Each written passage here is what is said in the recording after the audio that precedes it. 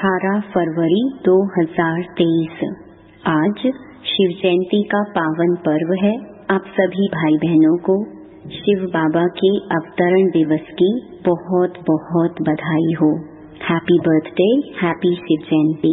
बाबा के महावाक्य, मीठे बच्चे तुम्हें शीर खंड होकर रहना है, मतभेद में नहीं आना है। कोई भी गंदी आदत है तो उसे छोड़ देना है, किसी को भी दुख नहीं देना है। प्रश्न, जन्म जन्मांतर के लिए ऊंच पद पाने के लिए कौन सा रहम स्वयं पर जरूर करना है? उत्तर, स्वयं की अंदर से जांच करके जो भी बुरी आदतें हैं, क्रोध आदि विकार हैं, उन्हें निकाल देना। शीर खंड होकर रहना, एक की श्रीमत पर चलना, मतभेद में न आना, कोई भी इविल बातें न सुनना न सुनाना, यही अपने ऊपर रहम करना है। इससे ही जन्म जन्मांतर के लिए ऊंच पद मिल जाता है। जो अपने ऊपर रहम नहीं करते वह 21 जन्मों के सुख को लकीर लगा देते हैं। गीत ओम नमो शिवाय। ओम शांति। शिव बाबा की महिमा बच्चों ने सुनी। यह महिमा कौन करते हैं और कौन जानते हैं?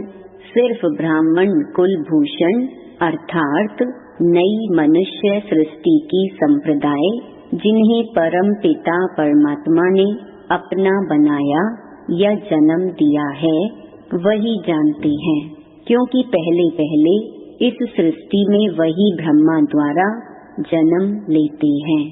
जैसे तुमने पहले पहले जन्म लिया है परम पिता परमात्मा से, तो वह है सभी का सहायक, सारी दुनिया का सहायक, सभी दुख दूर करने वाला है। मनुष्य बहुत दुखी हैं क्योंकि अभी है कलयुग का अंत, तो सभी का सहायक बनते हैं।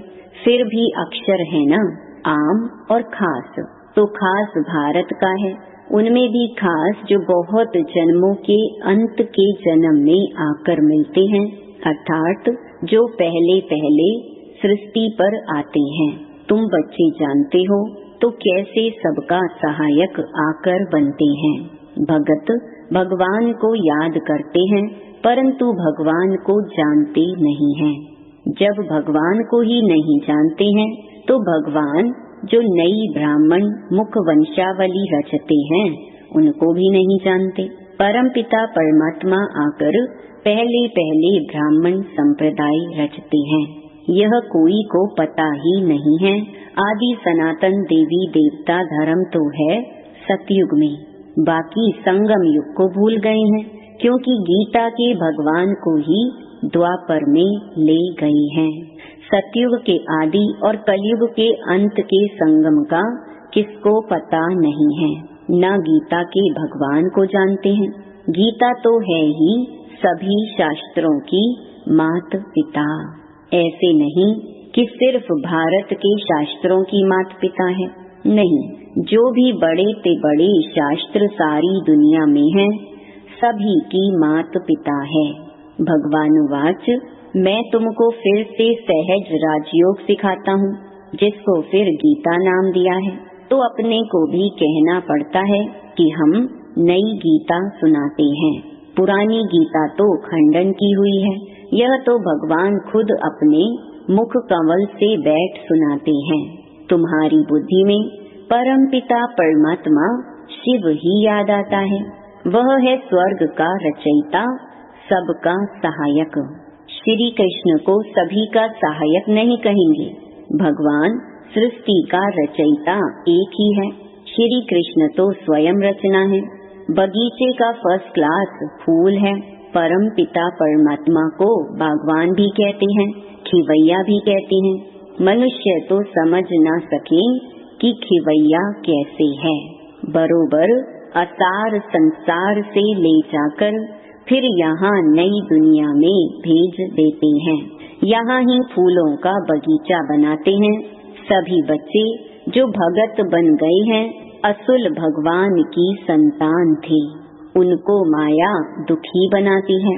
भगवान तो है ही एक, वह सभी भक्तों को जरूर सुख देता है। कोई भी किसको सुख देता है तब उनको याद करते हैं, स्त्री पति को, अथवा बच्चा बाप को, अथवा दोस्त दोस्त को याद करते हैं। जरूर उसने सुख दिया होगा। भाई से भी दोस्त प्यारा होता है, क्योंकि सुख देते हैं तो सुख देने वाले को ही याद किया जाता है। अभी सारी सृष्टि के मनुष्य भगत हैं। मनुष्य के ही 84 जन्म गाए हुए हैं। कुत्ते बिल्ली के 84 जन्म नहीं कहेंगे। गाया भी गया है कि आत्मा परमात्मा अलग रहे बहुकाल। इस समय मेला होता है। परम पिता परमात्मा सभी बच्चों के बीच आते हैं। महफिल लगी हुई है ना। एक होती है सुख की महफिल, दूसरी होती है दुख की। सतयुग में है सुख की महफिल, यहाँ तो दुख की कहेंगे। कोई मरते हैं तो भी दुख की महफिल लग जाती है। कोई बड़ा आदमी मरता है तो शोक में झंडा नीचे कर देते हैं, तो दुख की महफिल हुई ना। भगत बहुत दुखी होते हैं तो भगवान को याद करते हैं, परंतु उनको जानते बिल्कुल नहीं। कहते भी हैं उसने पैदा किया, आखिरीन भी उनको जानेंगे या नहीं। अंत में गायन करते हैं, हे भगवान तेरी लीला अपरम अपार है। महिमा गाई हुई है, तुम जानते हो बाप नहीं होता तो सृष्टि चक्र का राज कौन समझाता, कौन हमको चक्रवर्ती बनाता। अब संगम पर तुम सदा के लिए दुख से छूटने का प्रयत्न कर रहे हो। संगम युग कोई बड़ा नहीं है, अपना यह नया जन्म है। यह छोटा सा युग है। हम बच्चों के पुरुषार्थ के लिए बड़ा इम्तिहान है। इनकी सब्जेक्ट सभी इम्तिहानों से न्यारी है। 5 विकारों पर जीत पानी है। बहुत मनुष्य कहते हैं पवित्र रहना तो असंभव है। गृहस्थ व्यवहार में रहते हुए माया को जीतना तो बड़ा मुश्किल है। समझते हैं ऐसा उस्ताद तो मिल न सके। सन्यासी भी घर बार छोड़ने बिगर पवित्र रह नहीं सकते। तो बाप इस माया पर जीत पाने की युक्ति बताते हैं, जैसे कल्प पहले भी सिखाई थी। जब बाबा सिखाते हैं तब हम भगत से ज्ञानी बनते हैं। इसको ही भारत का प्राचीन ज्ञान और योग कहा जाता है। इसको दुनिया में कोई भी नहीं जानते। बाप समझाते हैं यह ज्ञान प्रायलोप हो जाता है और यह देवता धर्म भी लोप हो जाता है। ड्रामा में ही ऐसा है। जब प्रायलोप हो जाए, सृष्टि दुखी हो, तब तो भगवान आकर फिर से स्थापन करे। यह भी कोई को पता नहीं कि कलयुग की आयु कब पूरी होती है। तुम ही बाप को और इस ड्रामा के आदि मध्य अंत को जानते हो। देखने में कितने साधारण हो, कुब्जाएं अहिल्याएं, परंतु नॉलेज कितनी ऊंची है। अपने सारे 84 जन्मों के चक्कर को तुम जानती हो। थोड़ा भी कोई याद करे तो भी अच्छा, परंतु कोई प्रश्न पूछे और उत्तर देना ना आए तो बोलना चाहिए कि हम अभी पढ़ रहे हैं, हमसे बहुत तीखे हैं। वह आपको अच्छी रीति समझा सकेंगे। अपना अहंकार नहीं रखना चाहिए। कह देना चाहिए हमारी बड़ी बहन जी बहुत तीखी हैं, आप फिर कोई समय आना तो वह समझाएंगी। समझो कोई ऐसा प्रश्न निकलता है तो तीखी भी उसका उत्तर नहीं दे सकती, तो बोलना चाहिए हम सब पढ़ रहे हैं, अंत तक पढ़ते रहेंगे, गुहिया से गुहिया नॉलेज सुनते रहेंगे। यह पॉइंट अभी हमको समझाई नहीं गई है। यह तो जरूर है, इतना समय जो पढ़ा है तो जरूर अर्जुन गुहिया पॉइंट रही हुई हैं जो सुनाते रहेंगे। स्कूल में भी धीरे धीरे पढ़ाया जाता है। ऐसे थोड़े ही एक ही दिन में सारी नॉलेज मिल जाती है। वैसे यहाँ भी पढ़ाई में, योग लगाने में, आप समान बनाने में समय लगता है। बाप दिन प्रतिदिन सहज कर समझाते हैं। भगवान एक है, उनको ही सब याद करते हैं। भगवान ही हेवन स्थापन करते हैं तो जरूर देवता बनाने के लिए संगम पर ही राजयोग सिखाएंगे। तो मैनर्स भी ऐसे चाहिए। जब पाप खत्म हो तब तो विजय माला का दाना बने, टाइम लगता है। यह है सुहावना संगम का मेला। समझाना है सारी दुनिया के मनुष्य भगत हैं, साधना करते हैं भगवान के लिए कि वह परमात्मा आकर सभी को वापस ले जाए, मुक्ति जीवन मुक्ति का ज्ञान दे देवे, देवता धर्म की स्थापना करे। सन्यासी तो समझते हैं सुख काग विष्टा समान है, सो तो जरूर इस दुनिया का सुख ऐसा है, परंतु क्या भारत में कभी सुख नहीं था?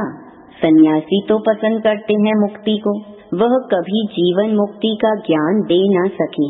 भगवान को ही आकर राजयोग सिखाना है, सन्यासियों को नहीं सिखाना है, क्योंकि वह कोई आदि सनातन देवी देवता धर्म स्थापन नहीं करते हैं।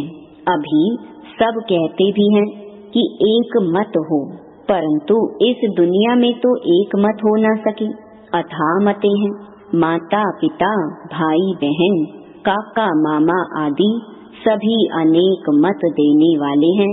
अब उन पर नहीं चलना है, एक की ही श्रीमत पर चलना है। भगवान आकर एक श्रीमत देते हैं तो फिर एक मत की राजधानी हो जाती है। देवी देवताएं सदैव शीरखंड रहते हैं, यहाँ तो बहुत लड़ते झगड़ते रहते हैं। शास्त्रों में भी है कि कौरव पांडव दिन में लड़ते थे, रात को शीरखंड हो जाते थे। यहाँ भी बच्चे समझते हैं कि हमारे में क्रोध का अंश आ गया। बाबा हम आपसे माफी मांगते हैं, तो तुमको भी देखना चाहिए सारे दिन में किसको दुख तो नहीं दिया, किससे मतभेद में तो नहीं आए, किससे ईविल तो नहीं बोला। जिससे कोई को दुख हुआ हो, ईविल तो कभी नहीं सुनना चाहिए। ऐसा कुछ देखा सुना तो बाप को बतलाना चाहिए। बाप ही बच्चों को सब समझाते हैं, नहीं तो आदत पक्की हो जाए। कोई में कोई भी गंदी आदत है तो छोड़ देना चाहिए, नहीं तो पद भ्रष्ट हो पड़ेंगे। बादशाही के आगे प्रजा के नौकर चाकर गरीब ही कहेंगे ना, यह मजदूर लोग क्या हैं? वहाँ भी मकान बनाने वाले तो होंगे ना। तो बाप समझाते हैं कभी लोन पानी नहीं होना चाहिए। क्रोध करना बहुत बुरा है, जन्म जन्मांतर के सुख को लकीर लग जाती है। अपने ऊपर रहम करते रहो।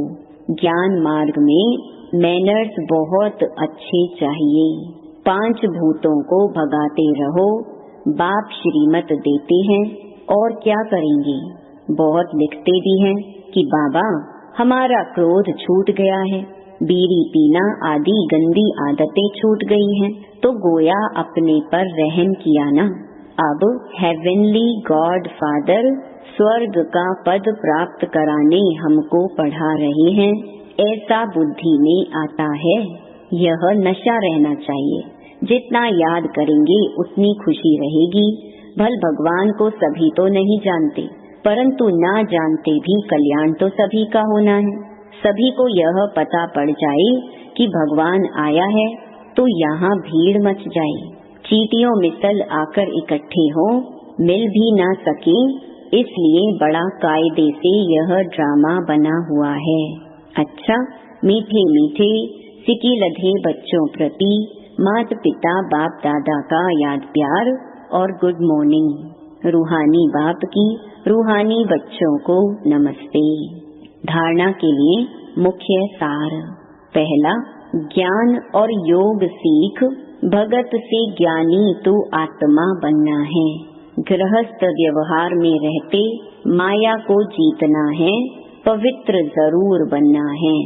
दूसरा, ज्ञान मार्ग में बहुत अच्छे मैनर्स धारण करने हैं, बहुत बहुत मीठा निरहंकारी बनना है, ईविल बातें नहीं बोलनी है, मतभेद में नहीं आना है। वरदान, समेटने की शक्ति द्वारा पेटी बिस्तरा बंद करने वाले समय पर एवर रेडी भव।